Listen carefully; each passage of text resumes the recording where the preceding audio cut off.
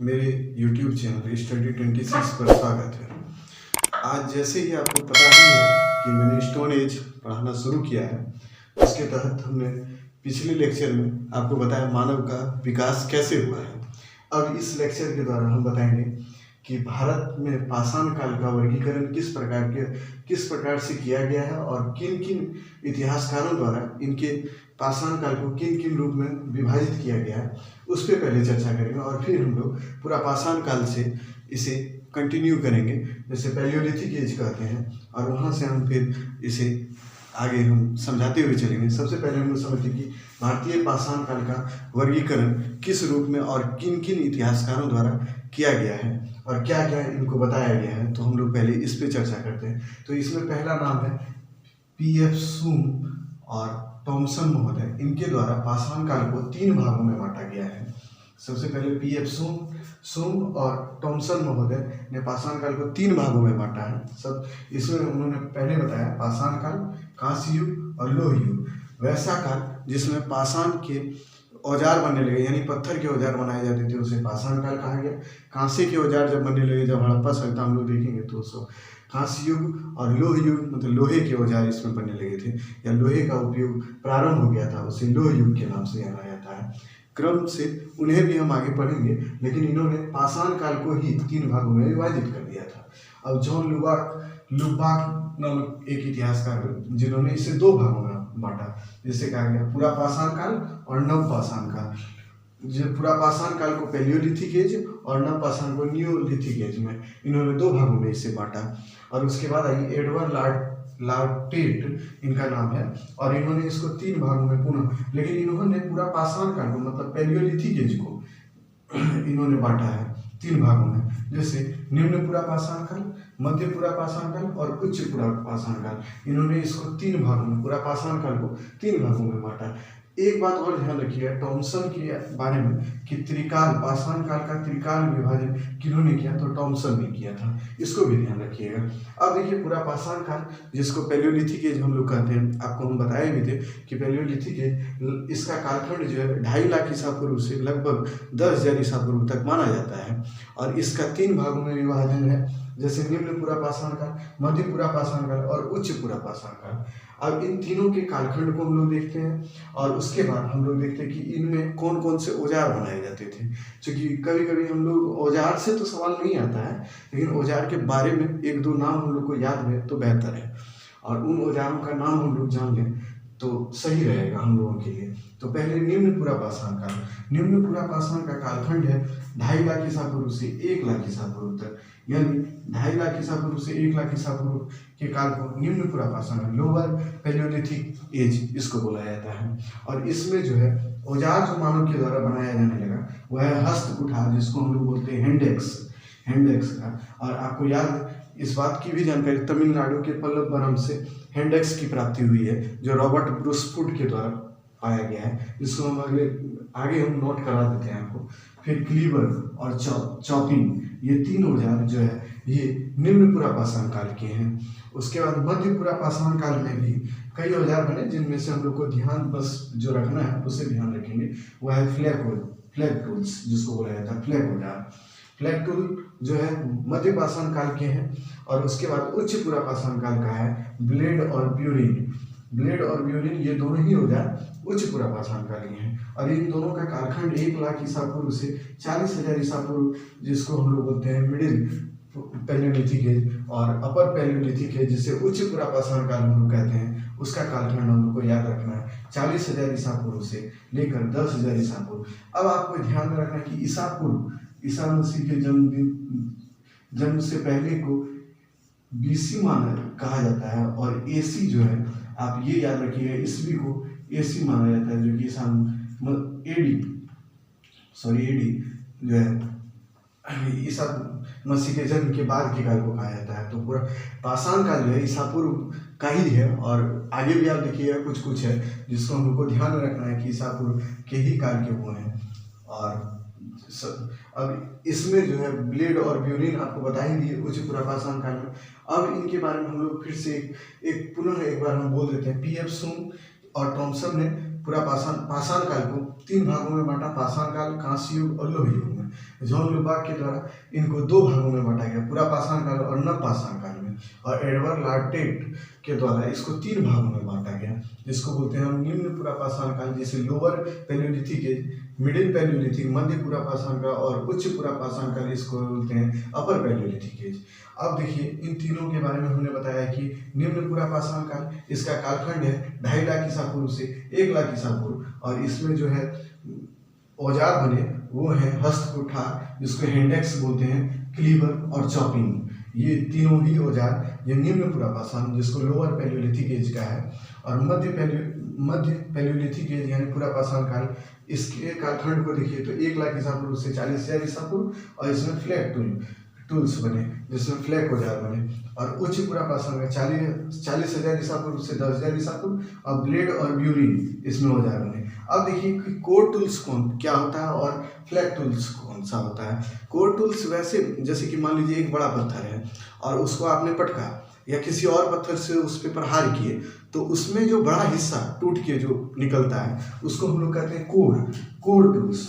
वही जो बड़ा हिस्सा होता था उसी को कोर टूल्स बोला जाता था, और उसके जो छोटे छोटे हिस्से होते थे उसी को फ्लैग टूल्स बोला जाता है। तो इसको आप ध्यान रखिएगा कि कोर टूल्स क्या होता है और फ्लैग टूल्स क्या होता है, क्योंकि ये सभी औजार जो है ये पत्थर के ही बनते थे। और जैसे आपको याद रखना चाहिए, एक दो और पत्थर का भी नाम याद रख लीजिए आप, जो कि पैलियोलिथिक एज में 2-3 पत्थर मैं बता देता हूँ, जैसे चेल्सिडोनी, और उसके बाद आप यह सैंडस्टोन है, फ्लिंट है, पेवेल है, ये सभी, जिसको वटिकास्म आप बोलते हैं। उसके बाद आप बोलते हैं सैंडस्टोन को, उसको बोलते हैं बालुकामयी पत्थर। ये सभी पत्थर के औजार बनते थे, और ये सब औजार जो होते थे हस्त कुठार, क्लीवर और यही सब बनाए जाते थे। अब आइए कुछ इनमें बात करते हैं कि पैलियोलिथिक एज में कौन कौन से कुछ साइट हैं जो कि कहाँ हैं, और उससे संबंधित क्या क्या चीज़ हमें मिले हैं, और उनके बारे में थोड़ा हम लोग चर्चा कर लेते हैं। चलिए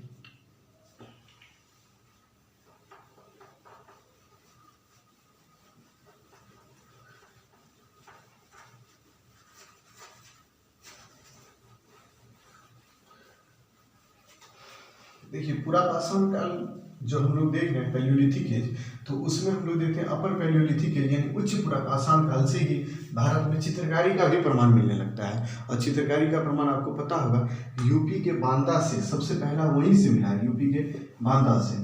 और जो है सबसे प्राचीन और सबसे ज़्यादा मतलब भीमबेटका से सबसे ज़्यादा मिलने लगा है, जो कि उच्च पुरापाषाण काल है। इस पर भी हम चर्चा अलग से आपको लिखवा देते हैं।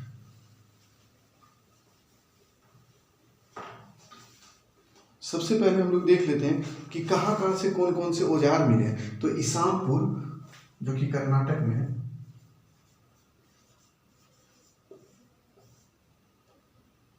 इसामपुर से इस काल के,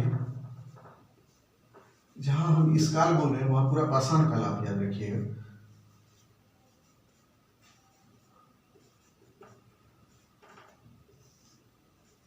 इसामपुर से पूरा पाषाण काल के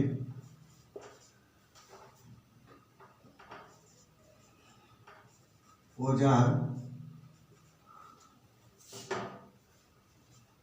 निर्माण करने का कारखाना का प्रमाण मिला है।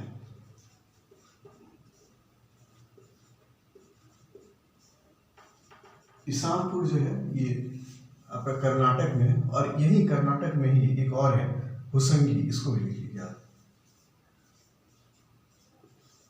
होसंगी और इसामपुर, इन दोनों ही स्थान से औजार निर्माण करने का कारखाना हमको के प्रमाण हम लोग को मिले हैं, और ये दोनों ही कर्नाटक में हैं। और इसके बाद आप देख लीजिए पल्लवपुरम तमिलनाडु, ये जो क्षेत्र है यहाँ पे हैंडेक्स, सबसे प्राचीन हैंडेक्स हम लोग को, यानी कह सकते हैं पैलियोलिथिक एज में सबसे पहला प्रमाण जो है औजार जो मिले हैं इस काल के, वो है हैंडेक्स, और वह भी पल्लवपुरम से तमिलनाडु में है। और रॉबर्ट ब्रूसफुट वो भूवैज्ञानिक थे, उनके द्वारा खोजा गया था। तो पल्लवपुरम तमिलनाडु से।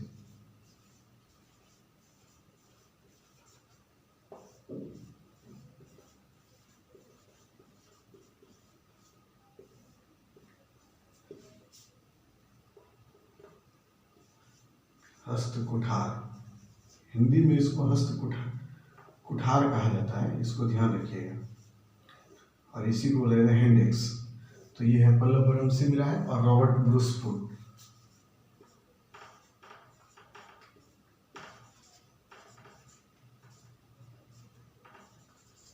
रॉबर्ट ब्रूस फुट महोदय को मिला है। और ये कब का है? 1863 का है। आप देख लीजिएगा थोड़ा, यानी तो हम इसको फिर लिख देते हैं बाद में। 1863 का है, तमिलनाडु और पल्लवरम से इसको खोजा गया रॉबर्ट ब्रूस फुट के द्वारा। ये भूवैज्ञानिक थे, ये टहलने के लिए निकले थे सुबह में, मॉर्निंग वॉक में, और उनको एक गड्ढे में एक बजरी टाइप का मिला था, और उसी पे इन्होंने उसको देखा। तो बाद में पता चला कि वो पल्लवरम से जो मिला था वह पैलियोलिथिक एज का है। तो इसलिए इसका महत्व है, इसको ध्यान में रखिए। और ये तमिलनाडु में और रॉबर्ट ब्रूस फुट के द्वारा खोजा गया है। और ये क्या था? तो हैंड एक्स था, जिसको हस्त कुठार बोलते हैं। अब देखिए कुछ क्षेत्र भी हैं, जैसे कि बेलन घाटी क्षेत्र यूपी में है।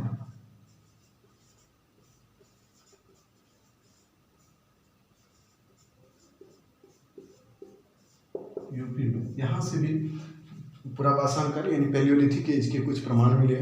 लोहंता नाला यूपी में है।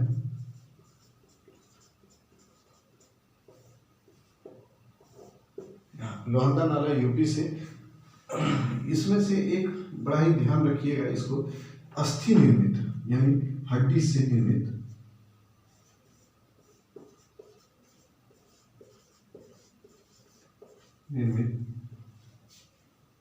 स्त्री की मूर्ति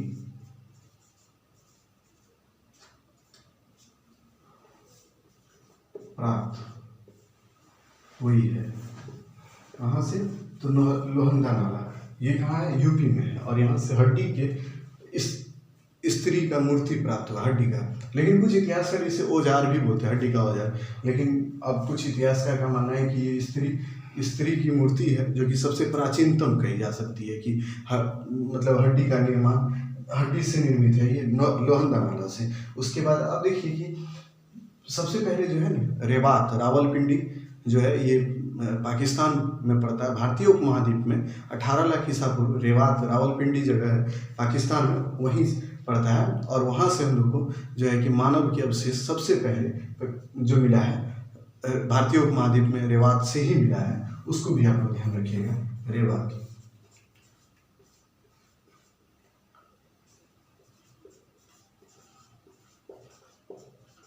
पाकिस्तान में है और रावलपिंडी जिला पड़ता है, वहाँ पे है। और यहाँ से हम लोग को क्या मिला है?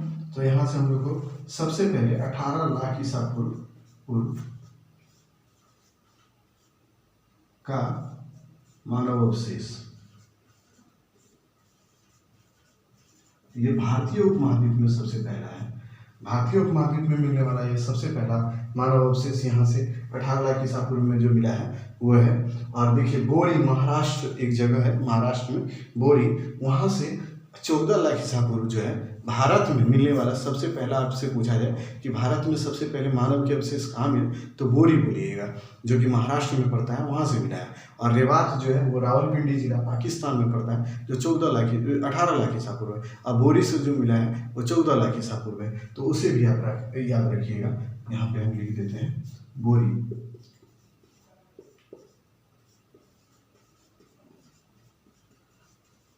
महाराष्ट्र में, यहाँ से भारत में, और ये भारतीय उपमहाद्वीप में रेवात, और ये भारत में सबसे पहले मिला है बोरी से। तो इसको आप नोट कर लीजिए। और भारत में सबसे पहले पूछे तो आप बोरी मारिएगा, और जो कि 14 लाख ईसा पूर्व का है, इसको यहाँ लिख लीजिए, 14 लाख ईसा पूर्व का प्रमाण है ये। और ये प्रमाण जो है रेवात का वो 18 लाख ईसा पूर्व का है।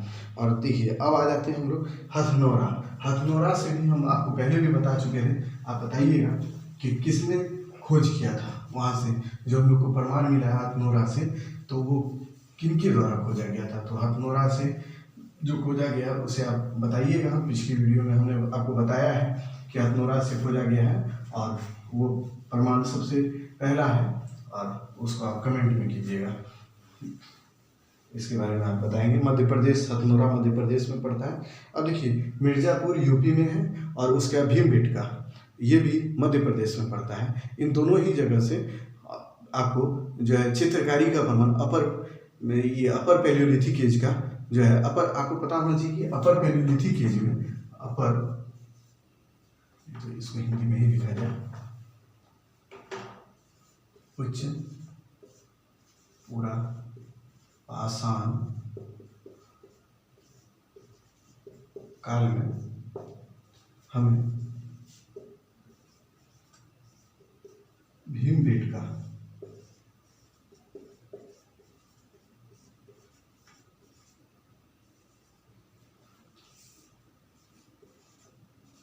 चित्रकारी का प्रमाण मिला है।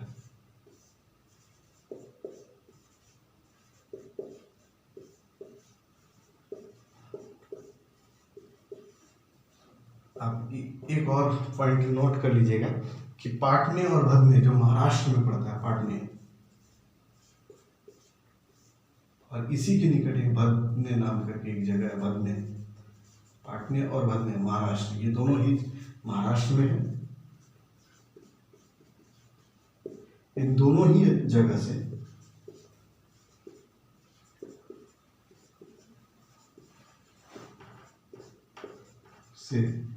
हमें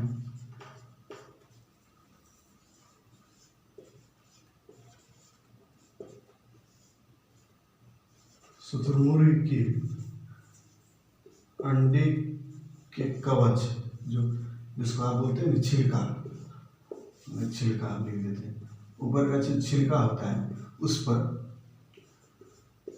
चित्रकारी का प्रमाण मिला है। तो आपको ये याद रखना है कि चित्रकारी का प्रमाण किन किन 2-3 ही नाम हमने लिखा है, उन जगहों से मिला है।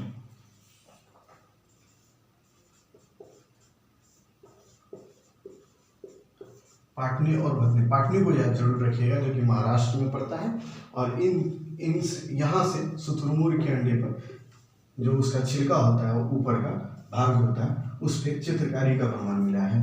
तो इसे आप ध्यान रखिएगा। अब आ जाइए अगले जो कुछ महत्वपूर्ण ये हैं महत्वपूर्ण, और इसमें एक और चीज याद रखिएगा, पुरापाषाण का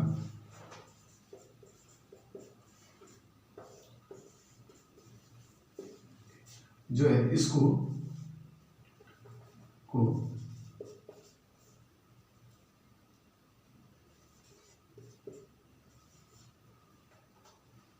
प्लेस्टोसीन फेज के अंतर्गत रखा है, प्लेस्टोसीन फेज के अंतर्गत।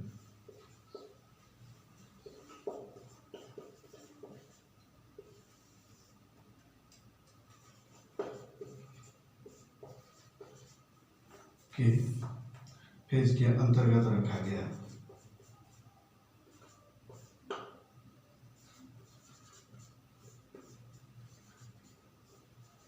तो लगभग इतना ही आपको पैलियोलिथिक एज में याद रखना है। उसके बाद आपको मेसोलिथिक एज हम पढ़ेंगे। तो पैलियोलिथिक में इतना सबसे पहले आपको याद रख लेना है कि चित्रकारी का प्रमाण कहाँ से मिला, तो हम यहाँ लिख भी देते हैं, चित्रकारी के प्रमाण।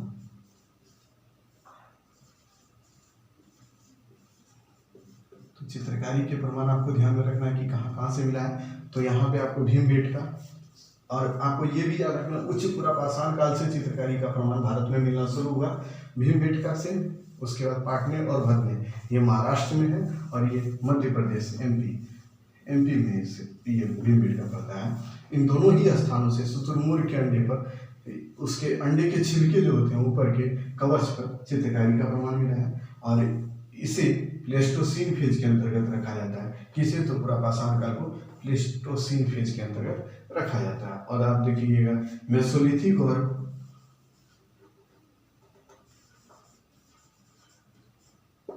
नियोलिथिक एज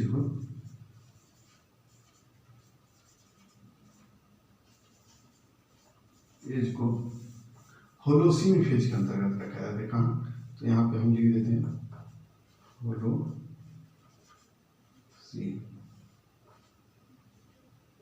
होलोसीन फेज के अंतर्गत मेसोलिथिक और नियोलिथिक को, और इसको प्लेस्टोसीन फेज के अंतर्गत रखा जाता है।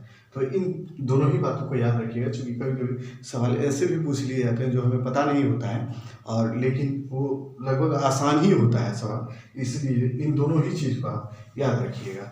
अब आ जाइए हम लोग मेसोलिथिक एज को देख लेते हैं कि मेसोलिथिक एज में आखिर क्या बदलाव हुए और नहीं, इनमें कुछ कुछ परिवर्तन हुए तो आखिर कैसे, इन चीज़ों को देखेंगे, कुछ साइट्स को देख लेंगे, और फिर हम लोग देख लेते हैं मेसोलिथिक एज में फिर चित्रकारी के प्रमाण कहाँ कहाँ से मिले हैं।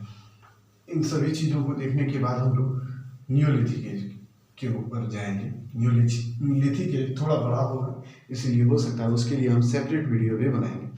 तो सबसे पहले मेसोलिथिक,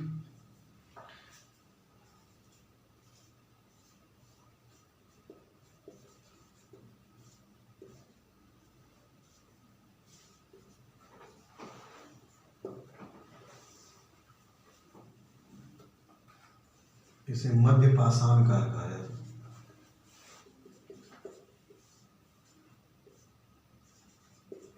मेसोलिथिक को मध्य पाषाण काल कहा जाता है। ये लगभग 10,000 ईसा पूर्व से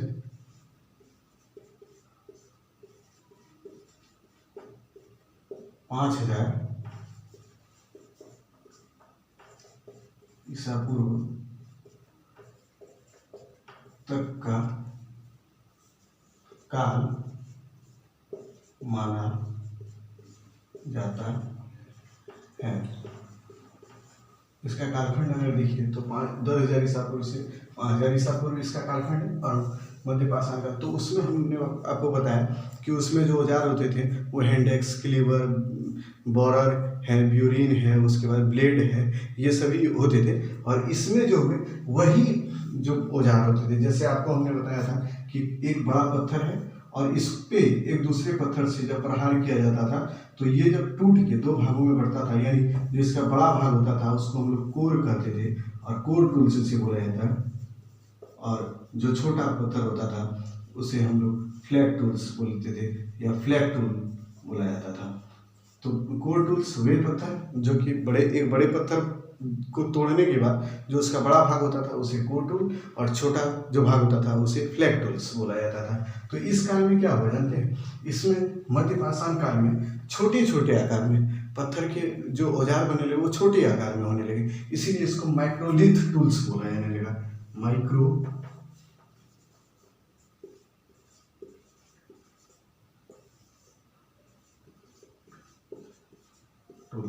माइक्रोलिथ टूल्स इसको बोला जाता है, यानी इस समय छोटे छोटे जो बड़े बड़े पत्थर होते थे उसका प्रयोग तो करते ही थे जानवरों को मारने के लिए या आखेट और संग्रह, फल मूल संग्रह करने के लिए, लेकिन अब छोटे छोटे पत्थरों का भी यूज होने लगा था जानवरों को मारने के लिए या उनको काटने के लिए। इन सभी चीज़ों का प्रयोग अब मानव के द्वारा किया जाने लगा, और इसी को बोला गया माइक्रोलिथ टूल्स। अब यहाँ से अब आपके दिमाग में आएगा, इसका एक चीज़ पहले जान लीजिए, कालखंड, और उसके बाद किस प्रकार के टूल्स बनने लगे, तो माइक्रोलिथ टूल्स। और पहले के जितने भी औजार थे जैसे हैंडेक्स, क्लीवर, बोरर, ब्यूरिन, चॉपर, ये सभी औजार अब इस काल में भी बन ही रहे थे। और इसमें कुछ पाषाण जैसे पत्थर के नाम आपको याद रखना है,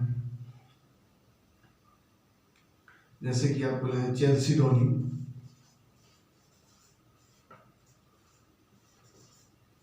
क्वार्टजाइट,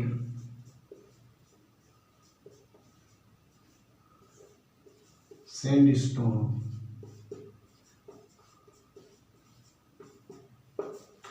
पेबल,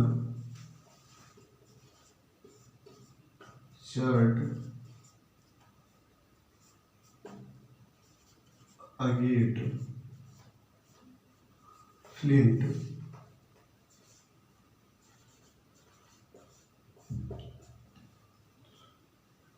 जस्पर, बेसाल्ट, ये सभी और भी बहुत से पत्थर के प्रकार हैं, लेकिन इतना आप याद रखते हैं तो काफ़ी है।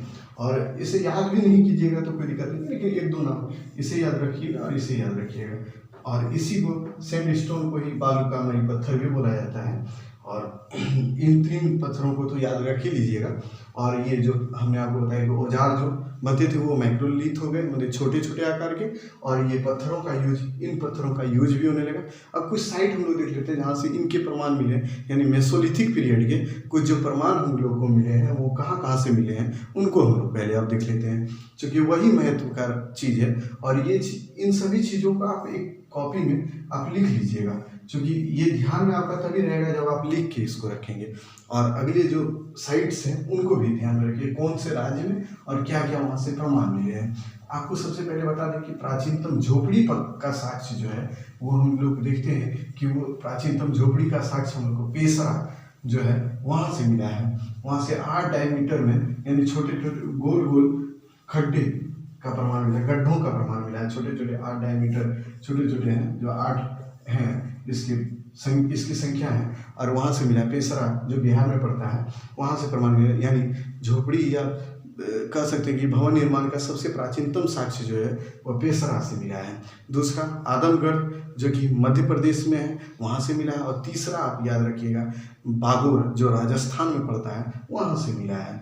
और बागोर से आपको एक चीज़ और रखना है यार कि पशुपालन का प्राचीनतम साक्ष्य अगर कहीं से मिला है तो वह बागोर से मिला है। और आप कमेंट करके हमको बताइए कि मानव ने सबसे पहले किस पशु को पालतू बनाया, यानी पालना शुरू किया, किस पशु का पालन सबसे पहले मानव के द्वारा किया गया, उसको आप बताइएगा। बागोर हुआ, आदमगढ़ हुआ, इन सभी जगहों से, लखननाज हुआ, इन सभी जगहों से पशुपालन के साक्ष्य मिले हैं। और इन सभी जगहों से फिर आप देखिएगा बागोर, लखननाज और ये पेशरा, इन 3 जगहों से और भी हैं स्थल, लेकिन ये 3 नाम आपको याद रखने हैं जहाँ से झोपड़ी का साक्ष्य मिला है, जहाँ से मतलब भवन निर्माण का साक्ष्य मिला है। तो सबसे पहले हम लोग देखते हैं कि भवन निर्माण के साक्ष्य कहाँ से मिले हैं।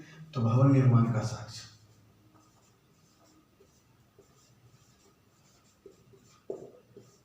के प्रमाण, तो आप इसमें आप सबसे पहले आप लिख लीजिए, सबसे पहला जो निकला तो वो है पेशरा।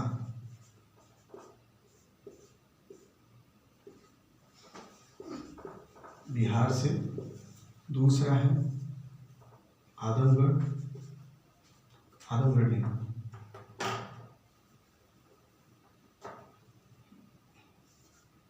बागोर,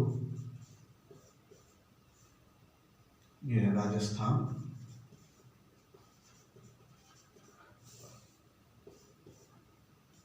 तीसरा जो है आदमगढ़, सही आदमगढ़ ही है, मध्य प्रदेश। इन तीनों जगहों से भवन निर्माण का प्राचीनतम प्रमाण मिला है। और सबसे प्राचीन आपको पूछे तो आप पेशरा मानिएगा। और अब आपको पूछे कि वृक्षारोपण का प्रमाण कहाँ से मिला है, प्राचीनतम प्रमाण मेसोलिथिक पीरियड में, तो आप लिखिएगा वृक्षारोपण का सबसे प्राचीनतम प्रमाण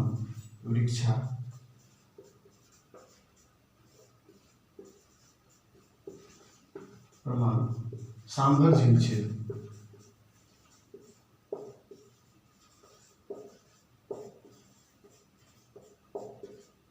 राजस्थान।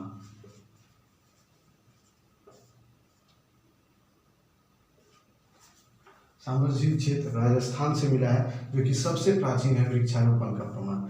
और तीसरी चीज आपको जो अब है कि चित्रकारी का प्रमाण कहाँ से मिला है मेसोलिथिक पीरियड में, तो उसको हम लोग देख लें फटाक से।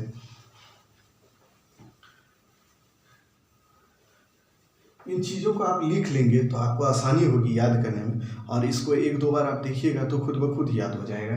आप देखिए सबसे पहले चित्रकारी का प्रमाण भी अब इस काल में आप ये याद रखिएगा, भीमबेटका से जो प्रमाण चित्रकारी के मिले हैं, इसे मैं इधर लिख देता हूँ। भीमबेटका जो है वो मध्य प्रदेश में है, MP में है। यहाँ से जो प्रमाण मिले हैं उच्च पूरा पाषाण काल के और मध्य पाषाण काल के।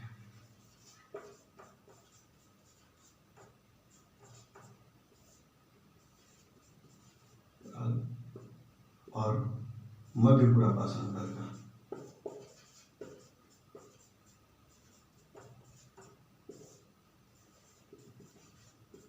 नव पाषाण काल का यहाँ से प्रमाण नहीं मिला है भीमबेटका से, तो उसे याद आप रखिएगा कि नव पाषाण काल का यहाँ से प्रमाण नहीं मिला है नव पाषाण काल में। तो चित्रकारी में एक महत्वपूर्ण स्थान यही है, तो इसी को बस ध्यान आप रखिए कि सबसे ज़्यादा मध्य पाषाण काल में प्रमाण भीमबेटका में दिखिए। उच्च पुरा पाषाण काल के जो भी प्रमाण मिले वो बहुत कम है, लेकिन मध्य पाषाण काल में यहाँ से लगभग 490 के आसपास प्रमाण मिले हैं चित्रकारी के। तो इन्हें आप ध्यान रखिए जरूर से।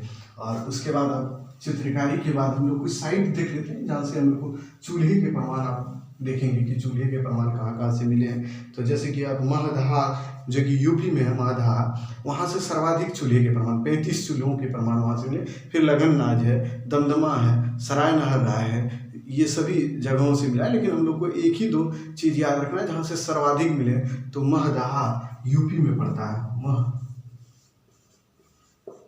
महदहा यूपी में पड़ता है, यहाँ से 35 चूल्हों का प्रमाण मिला है। 35 चूल्हे का प्रमाण महदहा से मिला है। उसके बाद आप लोग को याद रखना कि दमदमा जो है एक यूपी में ही जगह है, दमदमा यूपी में, और यहाँ से जो है सर्वाधिक त्रिकाल समाधान का प्रमाण मिला है। त्रिकाल, एकल, युग्म, त्रिकाल, ये सभी समाधान के प्रमाण जो है, या इसको त्रिकाल आप नहीं बोले तो त्रिसमाधान इसको बोल सकते हैं आप। त्रिसमाधान सबसे अच्छा यही होगा। त्रिसमाधान के प्रमाण मिले हैं जो कि दमदमा से, और एकल, युग्म और त्रिसमाधान के प्रमाण दमदमा से, इसे आप ध्यान रखिएगा। उसके बाद आप याद रखिए वीरभानुपुर, ये इसी मेसोलिथिक एज की साइट है वीरभानुपुर, जो पश्चिम बंगाल है, वहाँ से भी कुछ टूल्स मिले हैं। उसके बाद आप देखिए टेरी समूह, एक पूछ देता है कि टेरी समूह किस राज्य में है, तो टेरी समूह आप देखिएगा, टेरी समूह इसको बोलते हैं बालुकामयी क्षेत्र।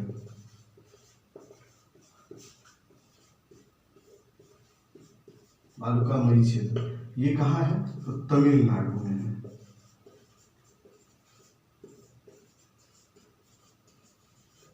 यहाँ से भी कुछ स्टोन के बने हुए यानी पत्थर के बने हुए औजार मिले हैं जो मेसोलिथिक पीरियड के हैं। तो लगभग मेसोलिथिक पीरियड तक हम लोग बात आज कर चुके हैं, और इतना ही है जो कि महत्वपूर्ण है, जिसको आप देखिएगा, एक दो बार देखेंगे तो आपको याद रहेगा, और वो ज़्यादा ही आपको बेनिफिट करेगा कि आप बड़े से बड़े एग्जाम जब भी दे रहे होंगे तो वहाँ फैक्ट बेस पे जितने भी सवाल होंगे लगभग इसी के अंदर से आ जाएंगे, और वो आपका सही भी हो जाएगा। और एक चीज़ और जो कि मुझे याद आ रहा है कि दमदमा से एक चीज़ और याद रखिएगा कि सर्वाधिक मानव कंकाल अगर कहीं से प्राप्त हुआ है तो दमदमा से ही मिला है, जो कि 41 है। इसकी संख्या 41 कंकाल की संख्या, इसकी संख्या 41 है, जो कि दमदमा से मिला है। राय जो यूपी में है दोस्तों, वहाँ से भी कुछ प्रमाण मिले हैं। हमने जो आपसे बातें करनी है कि सराय नहर राय से सब समाधान के भी प्रमाण मिले, वहाँ सामूहिक समाधान, और दूसरा चीज़ याद रखिए वहाँ प्राचीनतम युद्ध के भी प्रमाण मिले हैं। जैसे कि आप देखिए कुछ सबों के पीछे एक आध सब मिले हैं जहाँ तीर के निशान मिले हैं, जैसे ये इतिहासकारों का मानना है कि प्राचीनतम युद्ध यहाँ हुआ होगा जिसके प्रमाण है ये, और दूसरी वहाँ दंत रोग के भी प्रमाण मिले। इस प्रकार सराय नहर राय और दमदमा, इन सभी चीज़ों को आप ध्यान में रखें और इन सबों को आप नोट कर लें। और मेसोलिथिक तक का ये जो हम लोग मेन चीज़ मोटा मोटी जो बातें हैं वो कर लिए हैं। और नियोलिथिक पीरियड जो है, अगला वीडियो हम जब बनाएंगे उसमें नियोलिथिक का एक सेपरेट होगा, और उसके बाद ये पाषाण काल लगभग ख़त्म हो जाएगा, और उसके बाद हम लोग जो है हड़प्पा पे बातें करेंगे, और हड़प्पा से कुछ पहले के भी फेज हैं उसको भी हम देख लेंगे उसमें, और फिर हड़प्पा की बातें होंगी। और तब तक के लिए धन्यवाद आपका।